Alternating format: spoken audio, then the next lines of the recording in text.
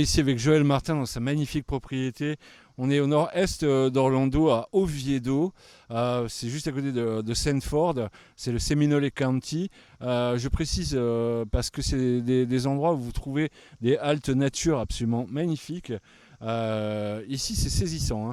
Joël fait offre des tours d'airboat sur le lac. Ici, il s'appelle comment? Le lac comment? Lake Jessup. Jessup. Et donc là on vient de le faire, on s'est fait tremper par ton chauffeur là qui nous a mis plein de vagues dans la tête.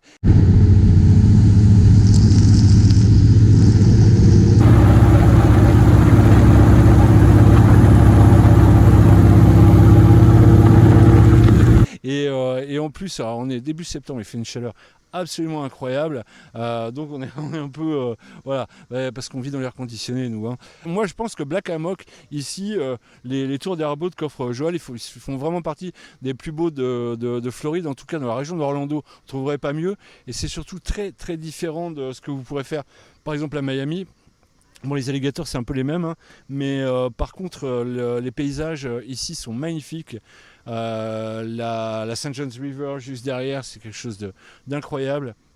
Vous avez aussi des sources naturelles là, où les gens vont nager ou faire du kayak. On va vous montrer tout ça dans d'autres vidéos. Là, en tout cas, on est à Black Hammock. Et alors, qu'est-ce que les gens ils peuvent faire chez toi, Joël, quand ils viennent, les touristes ici? D'abord, l'airboat, du jet ski. On fait des parties, on a des bandes le week-end. En plus, on a des maisons qu'on loue. Des bandes, des groupes de musique. Des musiques, du rock. Classic rock.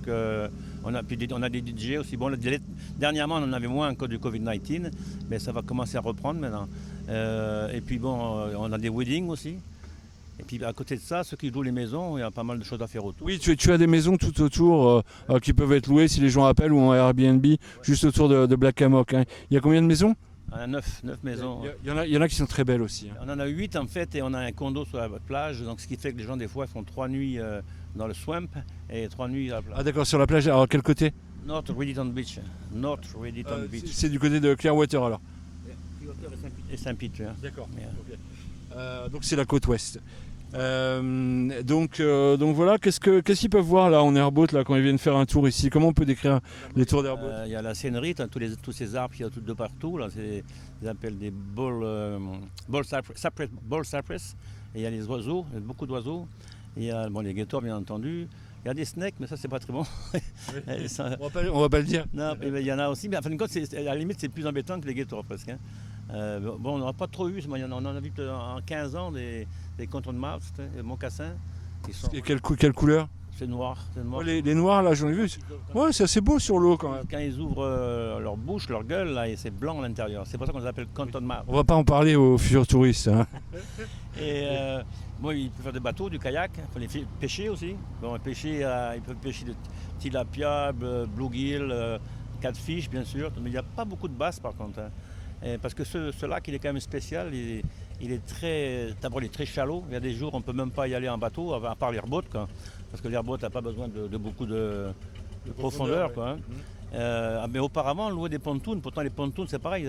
On peut y aller on ne peut profond, mais on a dû arrêter parce que les gens ils se coinçaient malgré tout dans la... Et tu m'as dit que tu es arrivé ici en 1999, qu'il n'y avait rien du tout quasiment ici.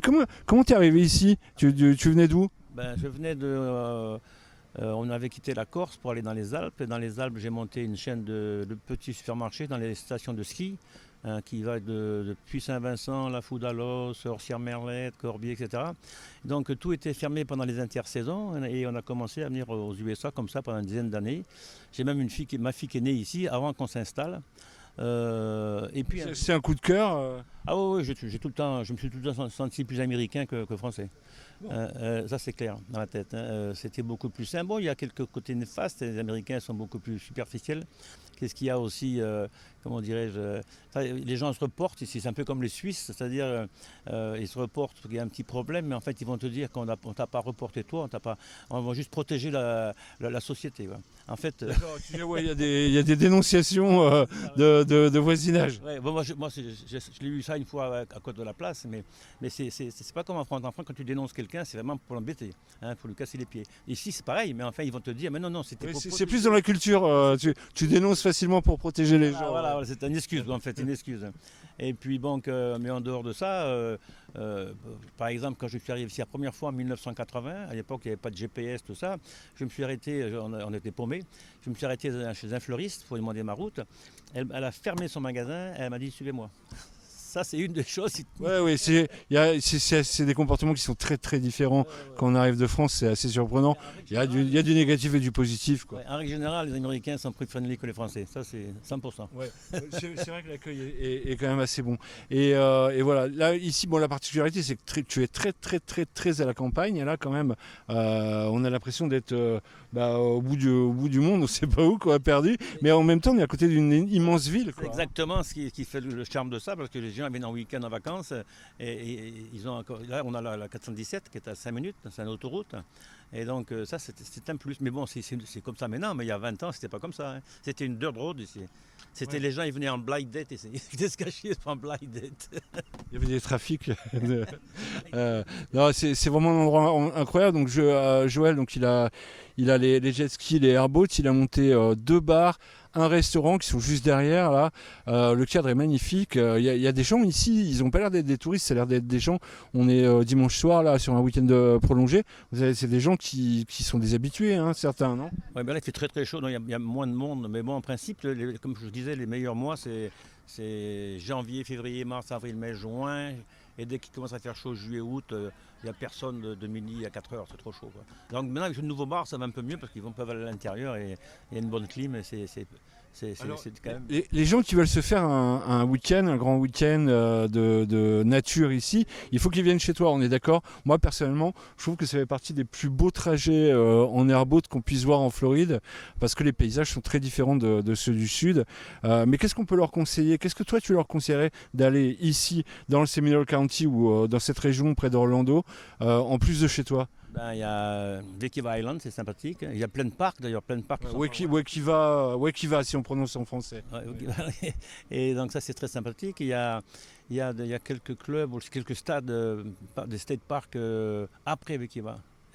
Je n'ai pas tous les noms, mais il y a Blue Spring, entre autres. Hein, Blue Spring est magnifique aussi. Ouais. Et puis il y a plein de trails ici, partout. Seminole County, c'est le county des trails. Des trails, tu veux dire à marcher C'est incroyable. Et d'ailleurs, c'est leur logo, ça. C'est Seminole County Natural Choice.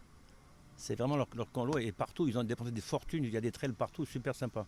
Hein, c'est même une qui ne part pas derrière. Là. Donc il y a des gens qui viennent ici pour faire tout ce trail. Et puis il y a les vélos maintenant, de plus en plus on voit des vélos. On va essayer de vous montrer tout ça. Il va nous falloir quand même plusieurs séjours pour arriver à faire tous les trails en vélo et à pied. Mais sinon, c'est vraiment un endroit fantastique. Donc on vous conseille Black Hammock à Oviedo. Bon, c'est facile à trouver, hein. Vous allez sur le site internet. 17 Exit 44. Voilà. On est à combien de minutes d'Orlando? 15 minutes de downtown, 15 minutes. 15 minutes. Donc c'est vraiment juste à côté. Donc merci Joël de nous avoir présenté l'endroit. Et puis vraiment, vous le conseille, 5 étoiles ici.